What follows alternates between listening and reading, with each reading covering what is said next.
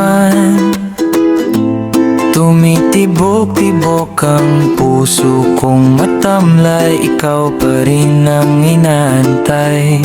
Sabay tingin sa aking relo, hanggang kailan ba ako dito? Mukhang malabong makamit ang matamis mong oo please. Pero sanay naman ako na magantay lagi sa'yo, kaya ito nagsusulat, iwas sinip at magkalat.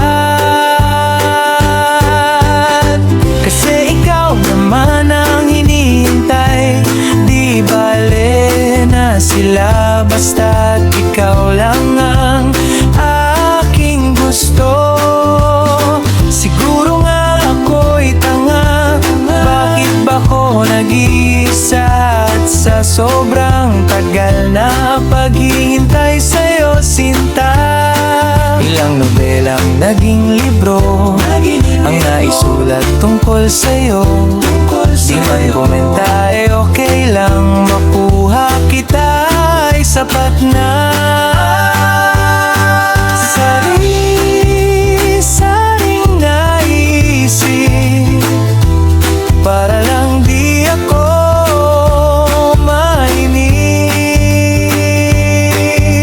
Kape sa umaga, bisikleta sa hapon, sabay chika sa labas, nood ng TV hanggang bukas. Pampalipas oras lang, pampalipas oras lang. Pa-pa-pa-pa, nandito lang ako sinta, sana ay makalabas ka na. Lumaya na, lumaya na.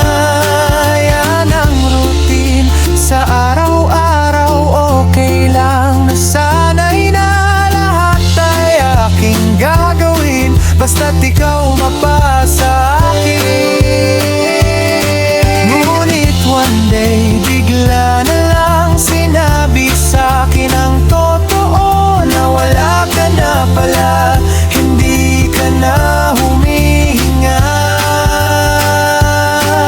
Pumanaw ng aking mahal, nagunaw ang lahat na sa kanya lang nakalaan ang oras ko't pagmamahal.